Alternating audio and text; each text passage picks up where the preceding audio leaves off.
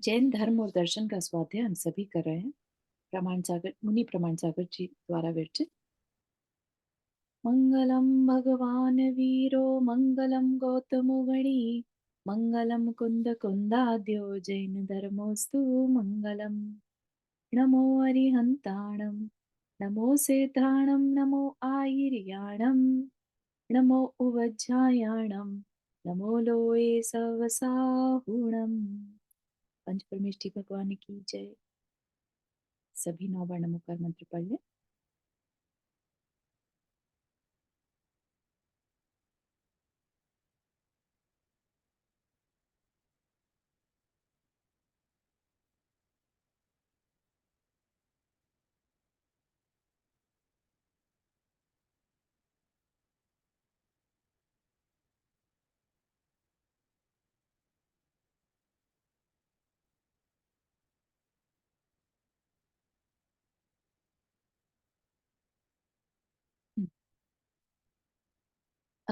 इसमें से हमारी कौन कौन सी अनुप्रेक्षा हो चुकी थी? क्योंकि समहाउ इस समय मैंने मार्क नहीं किया। क्या हमारी आश्रव संवर निर्जरा अनुप्रेक्षा हो चुकी थी? मुझे ऐसा फील आ रही है कि हो गई थी। चारू ये हो चुकी थी, लेकिन एक बार संवर का दोबारा करवा दो, मुझे मिली नहीं रिकॉर्डिंग में। ओके ओके तो एक ठीक। बार संवर सिर्फ, हाँ हाँ हाँ। तो बाकी तुम आके मेरे ख्याल लोक तक पहुंच गई थी। जी जी, लोग तक पहुंचे थे, वही वैसे ही लग रहा था मुझे। ठीक है। हाँ। तो आश्रव संवर निर्जरा, वैसे तो हमें पता ही है ये क्या है। 7 तत्व जो हमें बताए गए हैं, जीव अजीव, आश्रव बंध, संवर निर्जरा और मोक्ष, है ना। उसमें से इन 3 को लिया। आश्रव में ही बंध भी आ जाता है, इसलिए यहाँ पर आश्रव वर्ड यूज किया। इसमें बंध को भी ऐड कर लेना, क्योंकि आश्रव है तो बंध भी है ना। तो आश्रव अनुप्रेक्षा में तो हम कर्मों के आने के बारे में विचार कर रहे हैं। ठीक है। जब हम कर्मों के आने के बारे में विचार करें, कर्म का आना कैसे होता है? हमारे मन वचन काय की क्रिया से, राइट, और हमारी कषायों से वो बंधते हैं। तो हम ऐसा विचार करें कि हमने दिन भर में अगर कोई कषाय करी, हमें रियलाइज हो गया, है ना, तो हम विचार उस पे ना करें कि हमारे भाव कैसे हैं। हम इस चीज पर विचार करें कि अरे, मैंने कर्म का आश्रव कर लिया। अच्छे भाव थे, अच्छी कषाय थी या बुरी कषाय थी, डिपेंडिंग ऑन दैट मैंने अच्छे आश्रव किया या मैंने पुण्य का आश्रव किया या पाप का आश्रव किया। तो आश्रव को सोचना, वो क्या है? आश्रव अनुप्रेक्षा। ठीक है। कि मैंने मेरे इस मन वचन काय की क्रिया से मेरे आश्रव हुआ। तो इसको क्या कहते हैं? तत्व दृष्टि। कई बार आपने महाराज जी लोग को बोलते हुए सुना भी होगा, तत्व दृष्टि रखो। तत्व दृष्टि क्या है? बेसिकली जीव और कर्म पर ध्यान देना। जीव पर ध्यान देना, मैं जीव हूँ, इस शरीर के अंदर जो शुद्ध आत्मा है वह मैं हूँ, है ना। तो वो जीव हो गया। या ये विचार करना कि जीव कर्म से बंधा है, इसलिए संसार में फंसा है। ठीक। और उसके बाद जो अनित्य, अशरण, ये सारी भावनाओं की चिंतन करना, ये जीव से रिलेटेड है। अब आश्रव संवर और निर्जरा, ये किससे रिलेटेड है? कर्म से रिलेटेड है ना। तो कुछ ना कुछ चिंतन करना रिलेटेड टू जीव एंड कर्म, ये हो जाएगा हमारा संवर का कारण बन जाएगा। ठीक है। अनुप्रेक्षा को संवर का कारण बताया। ठीक। तो चारू एक सेकंड, बस एक सेकंड। हाँ जैसे संवर का कारण हुआ, संवर रोकने को बोला, तो हाँ कैसे रोके हम अपने जो हाँ भाव हाँ। है उनको रोके कैसे? भावों को रोकना नहीं है। सोचिए आप, हम हाँ। मन वचन काय की क्रिया करते हैं। मन, है ना। मन की क्रिया हाँ। क्या है? विचार है। ठीक है। हम्म। हम विचार करते हैं। हम विचार कैसे करते हैं? अच्छे विचार करते हैं कि बुरे विचार करते हैं? दो ही तरह के कर सकते हैं। हम्म। ब्लैंक तो हम हम्म। रहते नहीं। हम्म। ठीक है ना। तो अगर हम अच्छे विचार कर रहे हैं, दीन दुखियों की दुख कैसे दूर हो, बीमार कैसे ठीक हो जाएं, उनके कर्म कैसे शांत हो जाएं, उनके दुख कैसे हम्म। दूर हो जाएं, है ना। हम्म। ऐसे हम्म। विचार अगर हम कर रहे हैं, या भगवान की भक्ति कैसे करूं, मैं स्वाध्याय करूं, उसमें क्या पढ़ा था वो सोचूं, ये भी हम्म। विचार। ठीक है ना। ओके। और एक है कि हम दूसरे की बुराई सोच रहे हैं, उसमें क्या कमियाँ हैं वो सोच रहे हैं, उसने मेरे साथ ऐसा कर दिया, है ना? हुँ, मेरे साथ ही ऐसा क्यों होता है लाइफ में? ये सब भी हुँ, विचार हैं, लेकिन पाप का आश्रव करने वाले विचार हैं, ठीक है? ओके, अब ठीक है, हम क्या करें? संवर क्या कैसे करें? अगर विचार चलते ही रहते हैं, तो संवर कैसे करें? तो क्या कहा, विचार तो चलेंगे, अब क्या करो, एटलीस्ट बुरे विचार ना करके अच्छे विचार करो। तो ओके, क्या होगा? बुरे विचार से होने वाले आश्रव से हम बच जाएँगे, ओके, ओके, थैंक यू, ठीक है ना? तो जिन थैंक बुरे आश्रव से हम बचे, उस अपेक्षा से कहा संवर कर दिया। हमने ओके, बुरे कर्म का संवर कर दिया। ओके, क्लियर ठीक हुआ है, ना? हुँ, थैंक यू। ओके, अब अपना तुम लोग भावना से कर लो। हाँ, ठीक है, थैंक यू। श्योर, ठीक है। तो ये संवर हो गया था हमारा कि हमने सिलेक्ट किया कि हम कौन से कर्म, कौन से विचार करेंगे, किस तरह की क्रिया करेंगे, है ना? तो हर चीज़ में हमारे पास चॉइस है, बुरे की और अच्छे की। जहाँ हम चॉइस में से अच्छे को सिलेक्ट करते हैं, इसका मतलब हमने पाप कर्म का संवर कर दिया, उनके आश्रव को रोक दिया, ठीक है? फिर था निर्जरा। निर्जरा है बेसिकली जो बंधे कर्म है, उनका उनको हमें अपने से दूर करना है। उसके लिए तप कहा। तप के बिना कर्म हमसे दूर नहीं होंगे, है ना? 2 ही प्रोसेस है। या तो हम नए कर्मों के आने को रोक दें, और जो बंधे हैं, उनको जो टाइम, जितना टाइम वो लेना चाहते हैं झड़ने में, अपने से दूर होने में, उतना लेने दें। लेकिन वो टाइम तो बहुत लंबा समय हो सकता है, अनंत काल हो सकता है ना? हमने पता नहीं कितने कर्म बैलेंस में बांधे हुए होंगे। तो जो साधक है, जब उसको समझ में आ जाता है कि ये कर्म ही मुझे संसार में भटकाने वाले हैं, तो वो निर्जरा करने की भी सोचता है। नए कर्म के आने को तो उसने रोक ही दिया, साथ ही जो बंधे हैं कर्म, उनको मैं कैसे दूर करूं, उनके बारे में विचार करना इस निर्जरा अनुप्रेक्षा। मैं बंधे हुए कर्म को कैसे दूर करूं, मैं कौन से तप कर सकता हूँ, ठीक है? अपने उन तपों के बारे में सोचना कि मैं कौन से तप पॉसिबल है मेरे से, ध्यान कर सकता हूँ। स्वाध्याय बहुत बड़ा तप कहा है इनफैक्ट, है ना? तो हम जब ये सब करते हैं, हम उन तपों के बारे में सोच रहे होते हैं, तो हम ये कह सकते हैं हम निर्जरा अनुप्रेक्षा कर रहे हैं, ठीक है? अब इसके बाद लोक अनुप्रेक्षा। ये हमारी जो हम 12 अनुप्रेक्षा पढ़ रहे हैं, उसमें भी सेम लोक अनुप्रेक्षा ही चल रहा है टॉपिक। तो वहां पर भी हमने जिक्र किया था, क्या कह रहे हैं कि अपने आत्म स्वरूप को भूलकर मैं अनादि से इस लोक में भटक रहा हूँ, ठीक है? और लोक किसे बताया? इस फॉर्मेशन को लोक कहा, है ना? हम इस लोक की इस त्रस नाड़ी में घूमते रहते हैं, ऊपर नीचे कहीं ना कहीं जन्मते रहते हैं और मरते रहते हैं, ठीक है ना? क्यों होता है ऐसा हमारे साथ? क्योंकि हम अपने आत्म स्वरूप को भूले हैं। सोचिए कि अगर हम सिर्फ अपने आप को याद भी कर लें, याद रख लें, है ना? भेद विज्ञान से अपने आत्म स्वरूप को शरीर से अलग जान लें, ठीक है? वही सम्यक दर्शन कहलाता है।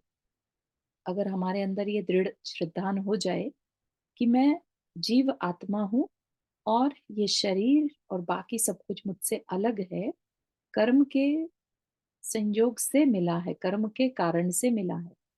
बस इतना दृढ़ श्रद्धान होने पर हम कह सकते हैं कि सम्यक दर्शन हो गया। सम्यक दर्शन होने के बाद ये हमारा जन्म मरण खत्म हो जाता है ना? तो हम क्यों घूम रहे हैं इस लोक में अनादिकाल से? क्योंकि हमने अपने आत्म स्वरूप को भुला दिया। आत्म स्वरूप को भुलाने में सबसे जो इम्पोर्टेंट रोल अदा करता है, अ, वो है हमारा मोहनीय कर्म, ठीक है? हमारा मोहनीय कर्म हमें हमारी पहचान नहीं होने देता, ठीक है? तो जो यह लोक है जिसमें हम भटक रहे हैं, वो 6 द्रव्यों से मिलकर बना है, ठीक है? 6 द्रव्य कौन-कौन से? जीव, उद्गल, धर्म, अधर्म, आकाश और काल, ठीक है?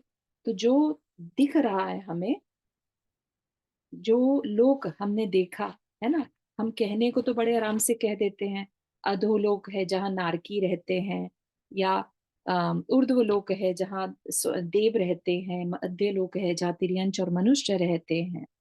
लेकिन ये तो एक तरह से व्यवहार की अपेक्षा बता दिया कि ये चार प्रकार के गतियां हैं, इनमें हम भटकते हैं, शरीर फॉर्मेशन करते रहते हैं, राइट।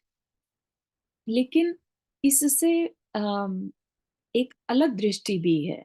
हम चाहें तो उस दृष्टि से भी लोक को देख सकते हैं। तो लोक में हमें जो जीव दिख रहे हैं, चाहे वो नारकी हो, चाहे वो देव हो, तिर्यंच या मनुष्य, सबके सब जो है जीव हैं, राइट। सबके अंदर जीव आत्मा है, राइट। और सबके पास शरीर भी है, राइट। तो जो शरीर है, क्योंकि वो दिख रहा है, इसलिए वो पुद्गल से बना है। तो जीव और पुद्गल, लोक में दो चीजें हो गई। बाकी की चार चीजें से जो है लोक का प्रोसेस चलता है, लोक चलता है, उसमें वो कुछ, हमें उससे मतलब नहीं रहता, लेकिन उसके बिना हम रह नहीं सकते।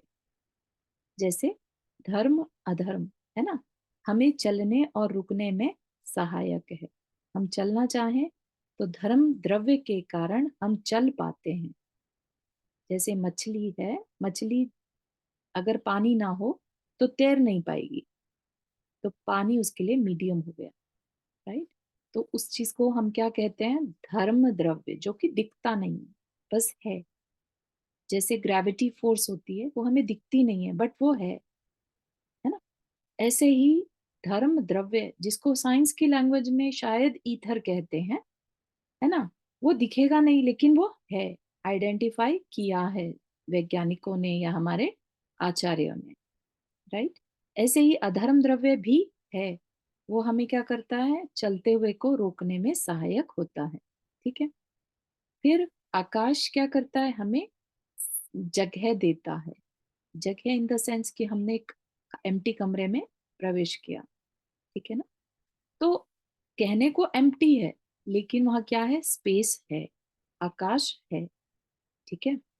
तो वो आकाश का काम क्या रहता है, हम सबको जगह देना, ठीक है ना, इस तरीके से। और काल जो हमारा परिवर्तन करता है, जितना भी लोक में परिवर्तन होता है, एक के बाद एक पर्याय आती रहती हैं, ये सब जो है एक जीव की अपेक्षा भी परिवर्तन है, और पूरे लोक के अपेक्षा देखे तो भी परिवर्तन है ना। तो ये परिवर्तन काल के वजह से होता है, ठीक है ना। तो ये जो छह द्रव्य से बनकर लोक बनता है, उसके बारे में चिंतन करना, कि हम किधर रहने में इतने एक्साइटेड हो रहे हैं।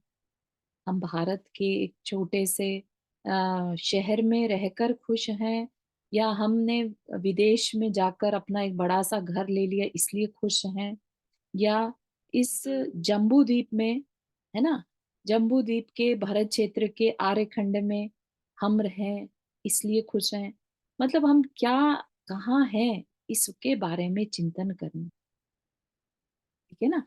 अगर हम अपने आप को कहीं पर ढूंढे इस लोक में, इस लोक के नक्शे में अगर हम कहीं देखें अपने आप को, इस पूरे लोक में ये जो ब्लू लाइन है, ये पूरा मध्य लोक, ठीक।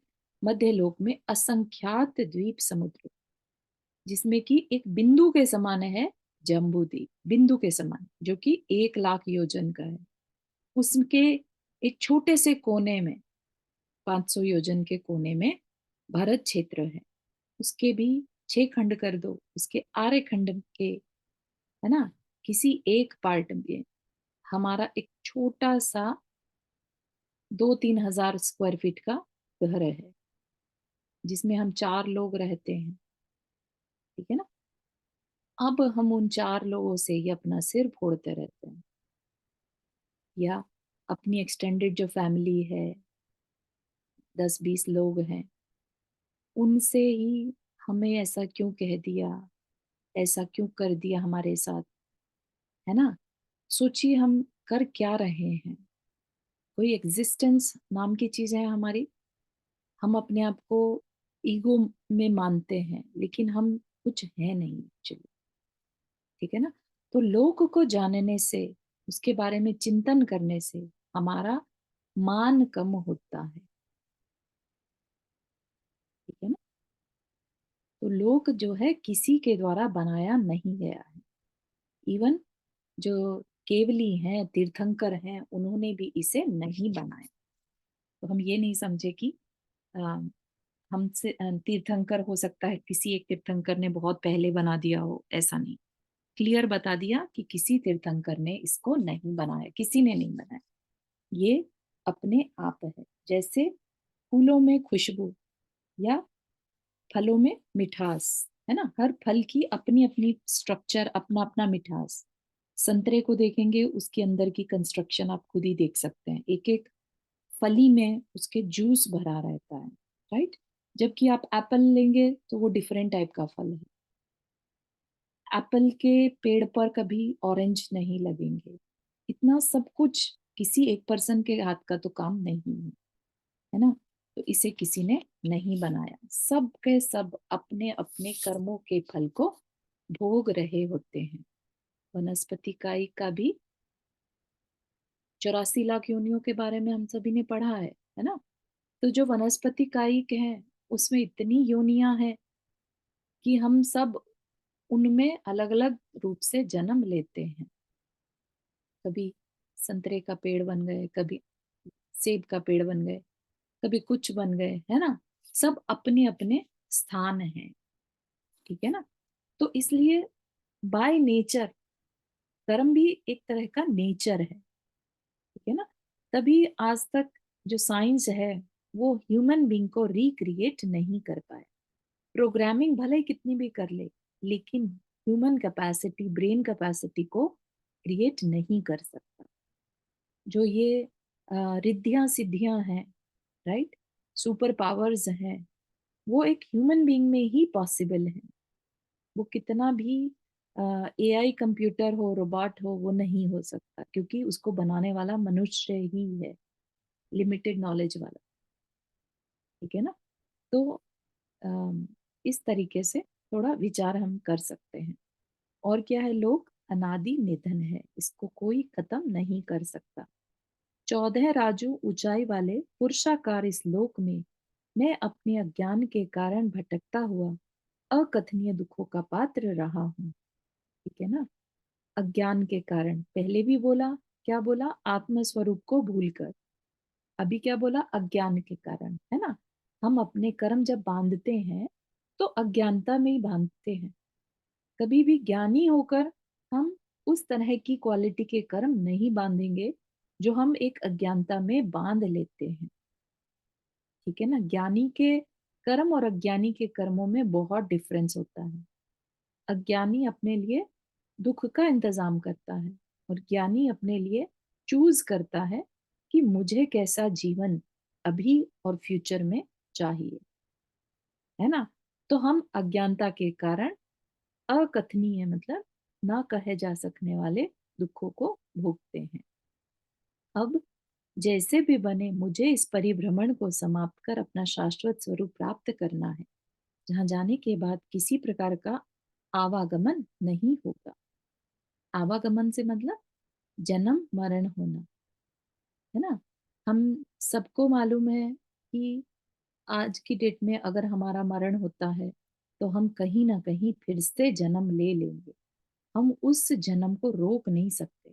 हम कितना भी चाहें कि मुझे सिद्धशिला पर जाना है, मुझे वापस जन्म नहीं लेना है, लेकिन वो चीज हमारे हाथ में नहीं है। हमारे कर्म डिसाइड कर लेते हैं, आयु कर्म बंधते साथ ही, कि हम कहाँ जाएंगे। ठीक है ना। तो हमारा आवागमन होगा ही होगा जब तक कि कर्म है। ठीक है ना। तो हम बस सोच सकते हैं कि अब हमें आवागमन नहीं करना।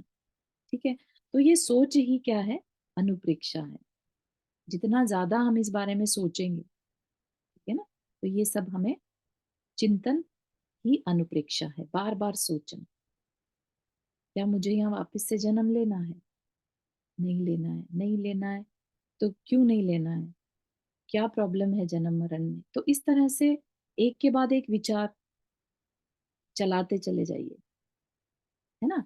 इस मतलब विचार करने की तो हमें वैसे भी आदत ही है ना, तो क्यों नहीं हम उस विचार करने की आदत को हम इस तरह के विचारों में बिजी कर दें। ठीक है ना। तो सोचते चले जाएं, विषय जितना भी पढ़ा है उसको एक एक करके याद करते चले जाएं कि ये पढ़ा है, ये बता रहे थे, अच्छा ऐसा क्यों बताया होगा, है ना, किसके लिए कहा होगा। तो कैसे भी क्वेश्चन आप करना चाहें अपने आप से करते चले जाइए, भले ही आंसर ना मिले, ठीक है ना, लेकिन क्वेश्चन करते चले जाइए। अपने आप आंसर भी आने लगेगा, और नहीं भी आया तो हमारा जो है अनुप्रेक्षा का पर्पस हो जाएगा पूरा। ठीक है। अब आगे चलते हैं, बोधि दुर्लभ अनुप्रेक्षा। ऐसा क्यों लग रहा है, ये भी हमने कर लिया था एक्चुअली, बोधि दुर्लभ। धर्म अनुप्रेक्षा भी हो गया था।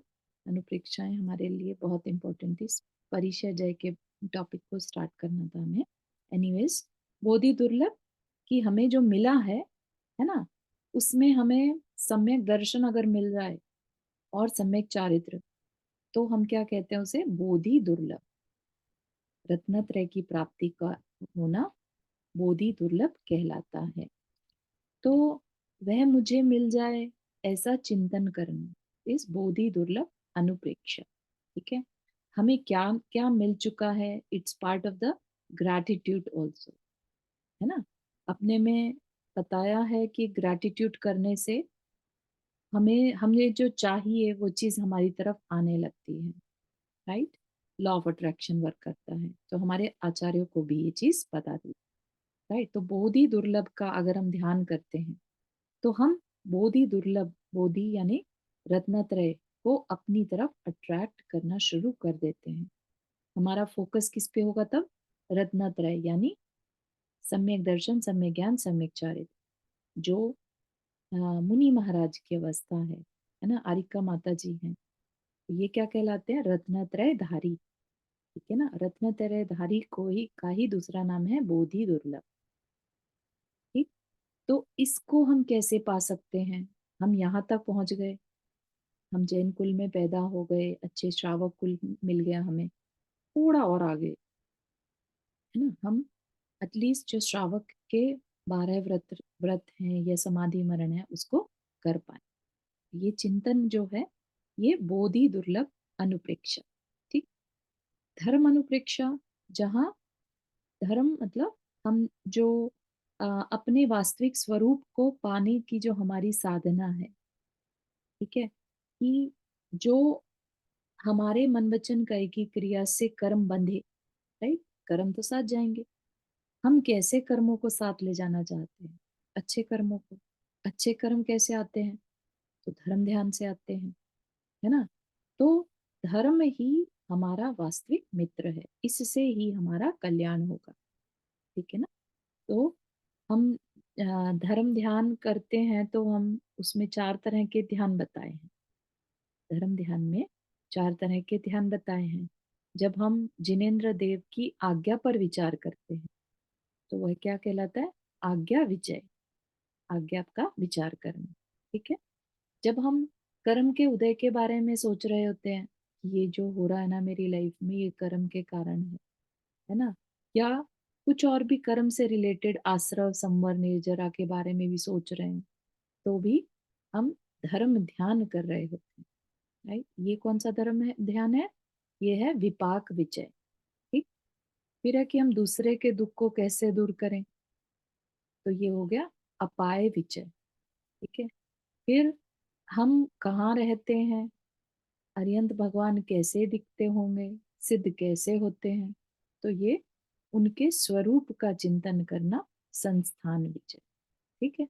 तो ये ही जो धर्म ध्यान है, ये ही कल को हमें शुक्ल ध्यान तक ले जा सकता है। ठीक है। तो हमें धर्म ध्यान पर फोकस करना, ताकि हम जो कर्म बांधे फिर वो कर्म हमारे साथ जाएंगे। तो इसलिए बताया कि इन अनुप्रेक्षाओं का हमारे जीवन में बहुत महत्व है। अब चर्चा चलती है परिचय जय की। परिचय मतलब तकलीफ, जय मतलब विजय पाना। तो परिचय यानी तकलीफ पर विजय पाना। ठीक है। अंगीकृत धर्म मार्ग में स्थिर रहने के लिए, अच्छा ये टॉपिक चल रहा है संवर का, ध्यान रखिएगा, है ना। तो परिचय जय, तकलीफ को सहना भी क्या है, संवर है। किसका संवर हो जाएगा तब, अगेन यहाँ पर पाप कर्म का संवर होगा। ठीक है ना। तो अनुप्रेक्षा में जिन पाप कर्मों का संवर हो रहा है वो अलग तरह की कैटेगरी के हैं, और जो परिचय जैसे होंगे वो अलग कैटेगरी के हैं। ठीक है। परिचय जय बेसिकली हमारे कंट्रोल से रिलेटेड है, हम कितना कंट्रोल कर पाते हैं, हम अपने शरीर से रिलेटेड, जैसे कि मच्छर काट गया तो हम कितना स्ट्रेट बैठ पा रहे हैं, है ना। ठंडी लग रही है, गर्मी लग रही है, किसी ने हमारे देखकर हमारे शरीर को और कुछ कह दिया, कितना मोटा है, कितना पतला है, कुछ भी, है ना। ये सब क्या है, अपने समता में रहना, प्रतिकूल विचारों और परिस्थितियों का समता पूर्वक सहन करते चले जाना, क्या कहलाया, परिचय जय। ठीक है ना। मार्गच्यवन निर्जरार्थम परिशोडव्या परिशहा, ये तत्वार सूत्र जी का सूत्र है। इसका क्या मतलब, परिशह, यह शब्द परि और शह, इन दो शब्दों के सम्मेल से बना है। परि मतलब सब ओर से, और शह का अर्थ है सहन, यानी सब ओर से तो अंदर और बाहर दोनों को लेना, है ना। आंतरिक संवेदनाओं से तथा बाह्य संयोग वियोगों से उत्पन्न सभी प्रकार के कष्टों तथा दुखों को समता पूर्वक सहन करना ही परिचय जय। हम जो है मोस्ट ऑफ द टाइम जो है विचलित हो जाते हैं। ठीक है ना। बुरे बुरी फीलिंग आ रही है, हम डिस्टर्ब हो जाते हैं कि हमारे साथ ही ऐसा क्यों होता है ना। बाह्य संयोग वियोगों से हमें नहीं अच्छे लग रहे, हम बचने की कोशिश करते हैं, हम समता नहीं रख पाते। ठीक है ना। और दिगंबर साधु जब साधु बनता है तो वो इन परिचय जयों का पालन करता है, इन सारी तकलीफों को, जो भी पॉसिबल तकलीफें हैं उनका, उनमें समता रखने की कोशिश करते हैं। अगर नहीं रख पाते किसी वजह से तो फिर वो प्रायश्चित लेते हैं अपने गुरु से। ठीक है ना। तो दिगंबर साधु इसका पालन करते हैं, चूंकि वे प्रकृति में रहते हैं तथा सभी प्रकार के साधन व सुविधाओं से दूर रहते हैं। ऐसी स्थिति में समता भाव को नष्ट करने वाली अनेक परिस्थितियों का सामना करना पड़ता है, और वे ही स्थितियां उनके समत्व की परीक्षा के विशेष क्षण होते हैं। समत्व की परीक्षा मतलब समता की परीक्षा, हमारे सम भाव की, हमारे शांत भाव की, समता भाव की परीक्षा, कि हम शांत रह पाए क्या। तो ऐसी स्थितियां एक धार्मिक व्यक्ति के जीवन में ज्यादा आती हुई दिखाई देती हैं, क्योंकि जिसने नियम लिया होता है परीक्षा उसी की होती है। कर्म भी कहते हैं ना, द्रव्य क्षेत्र काल और भाव देखकर फल देता है। तो यहाँ पर भावों में जो दिगंबर साधु है वो अपने आप को बहुत स्ट्रांग मानता है, तो उसकी फिर परीक्षा भी होती है। ठीक है ना। यद्यपि ऐसी परिस्थितियां अनगिनत हो सकती हैं, किंतु मुख्य रूप से उन्हें 22 में विभाजित किया है, 22 प्रकार के परिचय बताए हैं। सन्मार्ग से च्युत न होने के लिए तत्संबंधी क्लेशों पर विजय पाने का उपदेश दिया गया है।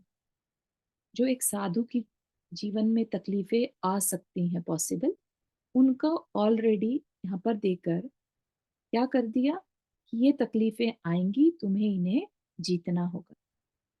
ठीक है ना। दीक्षा के समय ही वो इस चीज को क्लियर कर दिया जाता है उनको कि ये तकलीफ आएगी। हो सकता है भोजन ना मिले, हो सकता है पानी ना मिले, हो सकता है ठंड लगे, है ना। तो ये सारी चीजों को क्लियर करके फिर कोई दृढ़ता से कहे नहीं, मुझे अपने कर्मों को काटना है, मुझे समता में रहने की प्रैक्टिस करनी है, तो फिर वो पीछे नहीं हटते और वो दीक्षा ले लेते हैं। ठीक है ना। इनमें से अगर हम कोई भी एक चीज चाहें या दो चीज कुछ भी मतलब एक दो प्रैक्टिस के लिए खुद भी हम कर सकते हैं। ठीक है ना? तो यहाँ पर दोनों दो दो करके लिया क्योंकि जैसे ठंड गर्मी एक साथ हम समझ सकते हैं, राइट? तो पहला क्या है, क्षुधा एंड तृषा। क्षुधा मतलब भूख लगना, तृषा मतलब प्यास लगना। जैन साधु अपने पास कुछ भी परिग्रह नहीं रखते, है ना, और ना ही अपने हाथ से भोजन बना। ऐसा तो है नहीं कि उनकी पूरी रसोई साथ में है, उनके खुद ही जब भूख लगी तब बना लिया, भिक्षा लेते हैं, राइट? भोजन मिल गया नहीं मिला तो उपवास करते हैं। उपवास मतलब भोजन में भी बहुत सारे नियम रूल्स रेगुलेशंस के साथ ही भोजन करते हैं। ठीक है ना? उसमें अगर कोई भी रूल टूटता है तो वो अपना अंतराय मान लेते हैं। अंतराय का मतलब अब खाना पूरा नहीं लेंगे, एकदम छोड़ देते हैं उसी समय। उसके बाद अगर एक अंजुली पानी भी लिया और वो अंतराय आ गया, जैसे कोई बाल आ गया, कोई चींटी आ गई, कुछ भी है, तो इमीडिएटली वहीं की वहीं भोजन का त्याग कर देते हैं। और फिर पूरा दिन उन्हें ना भोजन मिलता ना पानी में। ठीक है ना? तो ये क्या हो गया, ये उनका क्षुधा तृषा परिचय हो गया, उसको जीतते हैं, अंदर से समभाव रखते हैं। ठीक है ना? मतलब भोजन नहीं मिला, किसी ने गलती से कुछ अंतराय आ गया, तो ऐसा नहीं कि उस पे उसको चिल्लाने लगे तुमने ऐसा क्यों किया। ठीक है ना? वो उसे अपने लिए एक परिचय जय मानते हैं। ठीक है? वे समय समय पर उपवास आदि तप भी धारण करते हैं। ऐसी स्थिति में भूख और प्यास लगना स्वाभाविक है। फिर भी कितनी तीव्र भूख प्यास लगने पर स्वीकृत मर्यादा विरुद्ध आहार मिलने पर उसे ग्रहण नहीं करना। ठीक है? जो तरीका बताया है वैसा ही लेंगे, नहीं तो नहीं लेंगे। जैसे कि आदिनाथ भगवान को 6 माह तक आहार नहीं मिला तो नहीं लिया। ऐसा नहीं कि अच्छा ठीक है जो तुम्हारे है बस ले आओ, अब और नहीं सहन होगा। नहीं, ठीक है ना? तो ये उनकी क्षुधा तृषा परिशजय कहलाती है। ऐसे ही शीत उष्ण, ठंडी है तो कितनी भी कड़ाके की ठंडी हो, वो कपड़े से अपने शरीर को नहीं ढकते। और जेठ मतलब तेज गर्मी, ठीक है, कितनी भी तेज तपतपाती धूप हो, रोड बिल्कुल पिघलने जैसी हो रही हो, तब भी वो उससे उसमें सहन करते हैं। ये नहीं कहते नहीं नहीं मुझे नहीं जाना अभी बाहर। ठीक है ना? जो काम करना है सो करना है, विहार करना है तो वो टेम्परेचर को नहीं देखते। ठीक। फिर है डांस मच्छर। डांस डांस आई थिंक मक्खी को कहते होंगे, मक्खी मच्छर, मक्खी पिस्सू, जो खटमल आदि होते हैं, है ना, आदि जंतुओं कृत बाधाओं को समता पूर्वक सहन करना, उनसे विचलित होकर प्रतिकार की इच्छा न करना, डांस मच्छर परिचर्या है ना। मतलब बहुत बार होता है, स्पेशली आचार्य विद्यासागर महाराज जी के साथ तो सामायिक में बैठे एक बार की महाराज जी बता रहे थे कि देखा तो उनकी पूरी पीठ काली हो गई थी। किस लिए काली हो गई थी? पूरी पीठ पर मच्छर बैठे हुए और वो हिल भी नहीं रहे।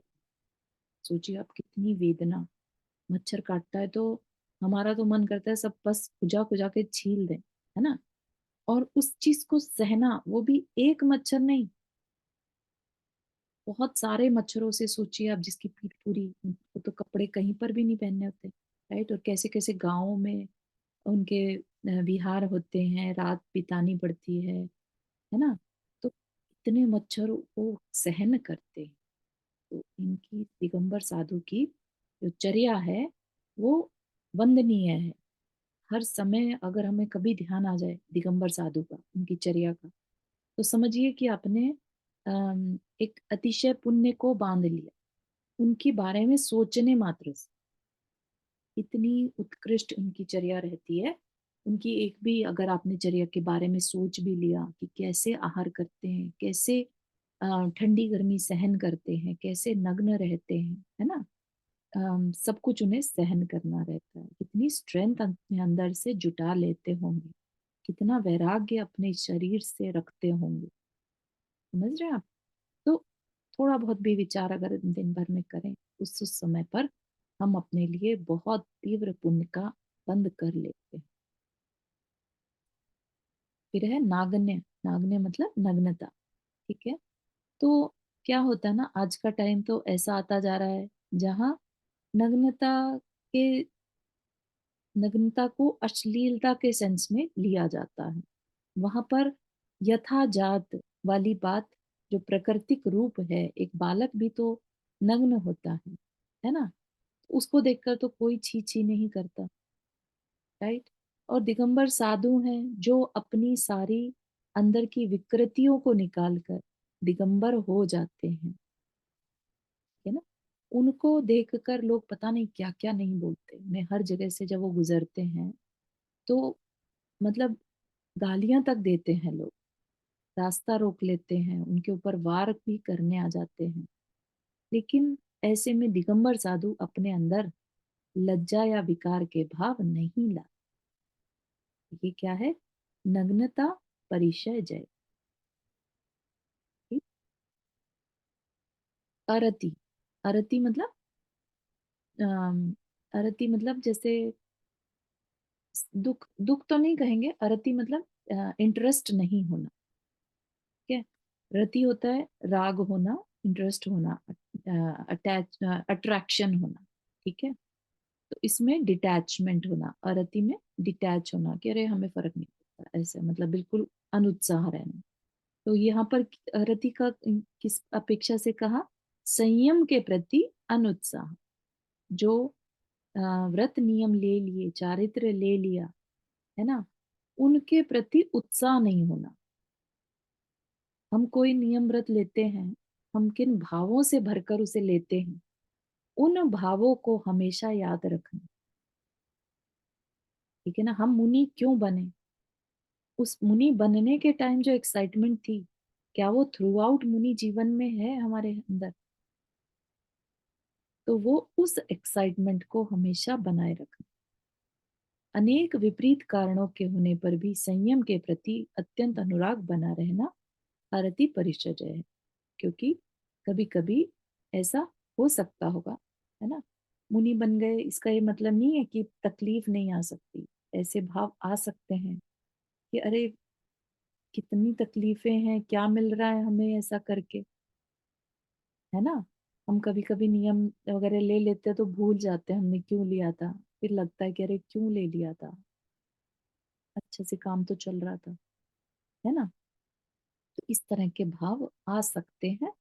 ऐसे भावों को नहीं आने देना इस अरति परिचय। ठीक है?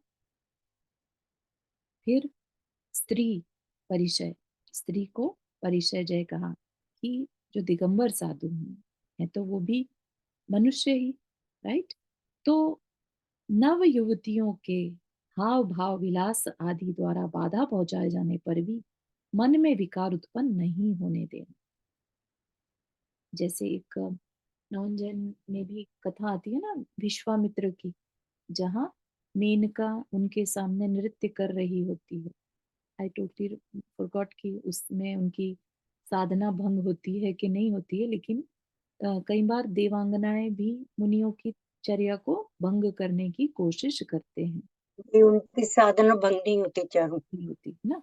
ऐसे ही जब राम जी तपस्या कर रहे थे तो सीता का जीव उनकी तपस्या में डिस्टरबेंस देने आया था। तो इसी तरह से स्त्री बनकर उनको डिस्टर्ब करना चाह रहा था, लेकिन वो हुए नहीं। ठीक है? तो हो जाते तो फिर तो उनकी तपस्या ही खत्म हो जाती, राइट? तो उस परिचय को भी उन्हें सहना होता है, अपने भावों पर कंट्रोल करना, है ना? कोई कैसे भी हाव भाव दिखाए, कर सकते हैं करने वाले। लेट से कोई बहुत ही सुंदर दिगंबर मुनिराज हैं और जो नॉन जैन है उनको नहीं पता ये कौन आ रहे, राइट? तो उनके अंदर के भाव हो सकता है उस पर्सन के सामने वाले के अंदर अच्छे ना हो, राइट? तो लेकिन मुनिराज को तो अपने भाव संभाले ही रहना है हर समय। तो ये स्त्री परिचय। चर्या। चर्या में नंगे पैरों से सतत विहार करते रहने पर मार्ग में पड़ने वाले कंकर पत्थरों से पैर छिल जाने पर भी खेद खिन्न नहीं होना। ना कितनी बार हम देखते हैं महाराज जी लोग के पैरों में छाले पड़ जाते हैं, खून बहने लगता है विहार के समय। कोई कांटा बड़ा सारा चुभ गया, कुछ पड़ा था वहां पर, है ना। और पैरों में बिल्कुल ब्लैक ब्लैक बड़े बड़े बन जाते हैं वो घाव से। तेज गर्मी में पैर जल जाते हैं नीचे से, राइट। तो ये सब भी उन्हें चर्या से रिलेटेड जो परिचय है वो भी सहते हैं। निषिधा, जिस आसन में बैठे हैं उस आसन से विचलित नहीं होना। जो सामायिक में जैसे कोई आसन लेकर बैठ गए कि इसी आसन में बैठेंगे, तो उस आसन को भी जीतना, ठीक है ना, वो निषिधा परिचय जय।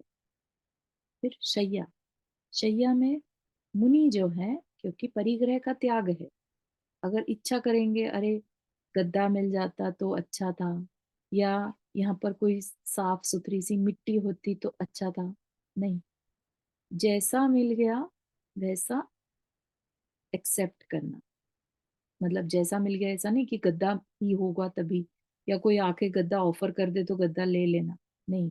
कैसा, जो नेचुरल है, जमीन, लकड़ी का पाटा, बस उतना ही, ठीक है ना। और एक करवट से शयन करना, शैया परिषद। इवन वो अपने पैर भी फोल्ड नहीं कर सकते, स्ट्रेट सोते हैं मुनिराज। इतना उनका जो चर्या है इतनी स्ट्रांग होती है, ठीक है।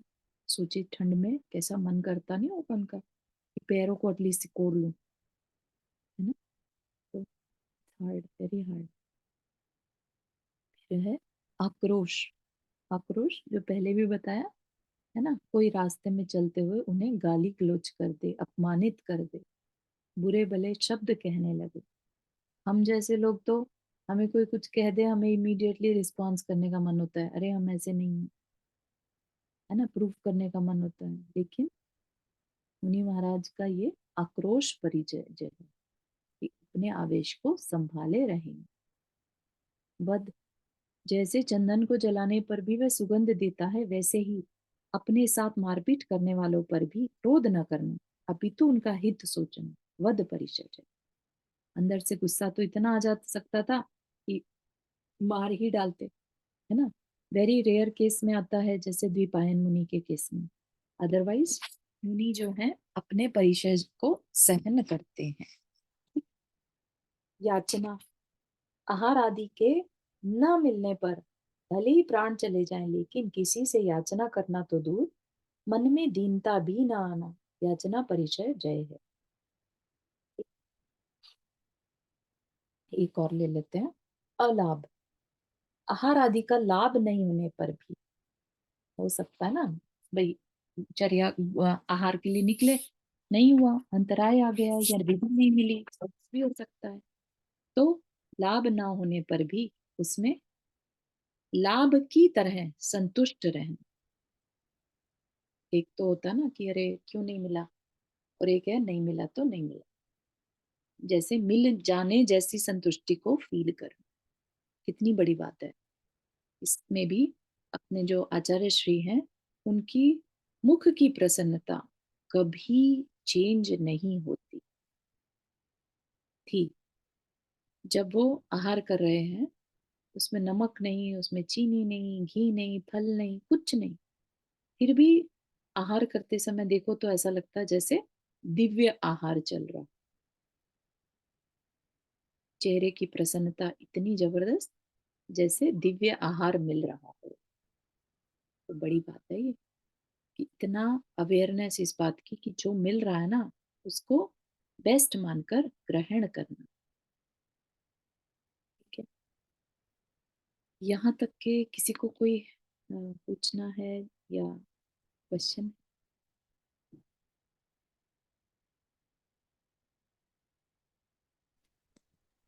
मुझे है, हम्म। मोह को कैसे समझेंगे यहाँ? क्या चीज, मोह? हाँ, मोह को कैसे समझेंगे? मोह कौन सा मोह, मतलब क्या? एक एग्जाम्पल क्या कुछ बताइए। अभी अभी आपने कुछ हम्म। कौन? आप संवर निर्जरा के जब बारे में बता रहे थे ना, तब आपने मुंह का बताया था कि मुंह नहीं होना चाहिए। मैं मोहनीय कर्म बोला था, मोहनीय कर्म। अ, और मोह अगर हम कहें तो हाँ हाँ। मोह होना, मोह का मतलब है राग होना। ठीक है, दो मतलब निकलते हैं, इसलिए मैंने पूछा कि आपका क्या मतलब है। अच्छा तो अच्छा। दो रीजन से यूज होता है मोह वर्ड को। मोह एक तो मोहनीय कर्म, यानी जो हमारा मिथ्यात्व है उसको भी मोह कहते हैं। ठीक है। अ, एक हाँ, मोह होता है हमारा राग। ठीक है। अच्छा, इस तरह से दो होते हैं। हाँ। ओके। हाँ, है ना, तो दोनों ही हमें भटकाने वाले हाँ। हैं। तो राग में आप वस्तु से, इंसान से, या किसी भी चीज से, अपने शरीर से, किसी से भी उसको हाँ। कोरिलेट कर सकते हैं, राइट? हाँ, देखो ना, राग करना किससे करना, इस शरीर से। सोचिए, ये शरीर तो एक सर्टेन टाइम के लिए है, छूट जाएगा। हम्म है ना। राग हम्म करने से क्या होगा, राग करने से हमारे सिर्फ कर्म बंधते हैं, और हम्म कर्म हमारे साथ जाते हैं। हम्म ठीक है ना। तो इस शरीर को देख देख कर राग करना, या अपने परिवार के किसी जन को देख देख कर राग करना, तो हम्म, राग के परिणाम से कर्म बंध रहा है। हाँ। ठीक है ना। तो वो राग हम्म करने का हमें क्या फायदा। हम्म ठीक है ना, इसलिए राग को कम करने की बात कही। राग कम होगा तो कम कर्म बनेगा। हम्म। ठीक है ना? तो वो निमित्त पे ही डिपेंडेंट होता होगा ना, निमित्त डायरेक्टली? भी नहीं, निमित्त सबके पास है, उपादान कितना स्ट्रांग है। ठीक है। ओके। अगर हमारा उपादान मतलब कि हम अंदर से कितने स्ट्रांग हैं। हाँ, जैसे अपना कि, प्रयास। हाँ। हाँ, जैसे कि इवन जो साधु हैं, है ना, हम्म वो चाहे हम्म, तो उन्हें अपने शिष्य से राग हो सकता, हाँ चाहे। right, हाँ है हाँ ना? निमित्त हाँ वहां पर भी है, ऐसा हाँ नहीं है हाँ साधु के पास निमित्त नहीं है। हाँ ठीक है। हाँ, लेकिन उनकी उपादान शक्ति इतनी स्ट्रांग रहती है, वो अपने आप को जगाए रहते हैं कि नहीं, मुझे हाँ रात में नहीं पढ़ना। हम्म, ठीक है ना। तो अपने हाँ आपके अंदर हमने जो डिसीजन लिए होते हैं, वैराग्य जितना ज्यादा होगा तो राग हाँ उतना हाँ, कम होगा। कम होगा। हाँ, हाँ। राइट। ठीक है ना। हाँ, ये अच्छा सा अभी समझ में आया मुझे कि दो तरह से उसको समझना है, मोह को। ठीक है। एक और क्वेश्चन था। जब आप संवर और निर्जरा बता रहे थे, तो जैसे अभी हम व्रत ले लेते हैं, तो हमने रोकना तो शुरू कर दिया, करेक्ट। शुभ में लग गए कहीं तो रोकना तो शुरू कर दिया, लेकिन निर्जरा कैसे शुरू कर सकते हैं? जैसे अभी तक हमने कुछ नहीं किया था, हाँ, तो संवर तो समझ में आ गया कि व्रत ले लो, नियम ले लो, संयम पालने लगो, तो वो संवर शुरू हो गया। तो वहां निर्जरा को कैसे समझा जाए? निर्जरा को ऐसा तो नहीं समझ सकते हम, क्योंकि हमारी जो अवस्था है, हम जहाँ हैं, हम्म ना, हम्म ऐसा शास्त्र अगर हम पढ़ें तो उसमें भी हम्म, पढ़ने में आता, पता चलता है कि पंचम गुण स्थान से निर्जरा होती है। ठीक है। हाँ, ठीक है। लेकिन हम तत्व अगर, में आता है ना, तपसा नीचरा। हाँ, तपसा निर्जरा, तो जो तप है वो भी, अगर हम पंचम गुण स्थान वर्ती हैं तभी हम रियल अच्छा, में तप कर रहे होते हैं। नियम व्रत तो पंचम गुण हाँ, स्थान ही समझ चालू। गई। ठीक है हाँ ना। हाँ। लेकिन हम्म फिर भी क्या है, अगर आप व्यवहार से समझें, है ना, हम्म तो हम्म हम जब अपने कोई हमने ऐसा पुण्य बांधा जिससे हमने अपने पाप कर्म को कन्वर्ट कर लिया पुण्य में। ठीक है। हम्म तो हम्म, हमने क्या किया, उस पाप कर्म की निर्जरा करी। निर्जरा। उस अपेक्षा से आप कह सकते हैं कि हमने निर्जरा करी। ठीक है। या हमने बाद में आने वाले किसी कर्म की जो स्थिति अनुभाग बहुत ज्यादा था, उसको पहले बुलाकर कम उसका रिजल्ट लेकर उसको खत्म कर दिया, जिसको हम वर्ड यूज करते हैं उदीर्णा। उदीर्ण, हाँ। है ना। हमने बाद में आने वाले किसी कर्म को पहले बुला लिया। हम, लेकिन ये अपन को पता थोड़ी ना होता होगा ना, ये मतलब हमें कोई पता नहीं ऐसा कोई रहता। हाँ। माप नहीं है इसका, राइट? नहीं है। हाँ, लेकिन तब भी यही ये तो, बताया है हाँ कि अपने अच्छे विचारों से हम ये सब हाँ क्रिया करते रहते हैं, बैकग्राउंड में चलती रहती है। हाँ ठीक है ना। संक्रमण, हाँ उदीर्णा, हाँ उत, हाँ, उत, उनका बढ़ना उत्पाद। घटना, हाँ है ना। हाँ हाँ। हाँ, वो सब हम्म। कुछ बैकग्राउंड में चलता रहता है, हमें नहीं पता चलेगा। हम्म। हाँ, वो तो कर्म की अवस्थाएं हैं, मतलब बंध की कितनी। हाँ, बिल्कुल सही। ठीक है। ऐसा। ठीक है, धन्यवाद। Sure, no problem. एक्चुअली मैं प्रैक्टिकली समझना चाहती हूँ कि हाँ हाँ, प्रैक्टिकली कैसे बहुत अच्छे किया जाए। क्वेश्चन है आपके, वेरी नाइस। हाँ, यस, ठीक हमें है, थैंक यू। प्रैक्टिकल ही समझना है। एक्चुअली हाँ कल हाँ। जो हमारा टॉपिक चलेगा ना, मूक माटी, हम्म, तो हम्म, उसमें ये ही बताने वाले हैं कि हमें प्रैक्टिकल धर्म को अपनाना है। हाँ, ठीक है, ठीक है। कल का टॉपिक सब अटेंड करिएगा, बहुत अच्छा है। चलिए, ठीक है, श्योर। जिनवानी स्तुति। जवानी के ज्ञान से सूझे लोकालोक, सोवानी मस्तक धरो सदा दे तू दो। हे जिनवानी भारती तो ही जपो दिन रैन, जो तेरा शरणा गए सो पावे सुख चैन। नौ बाणों करना।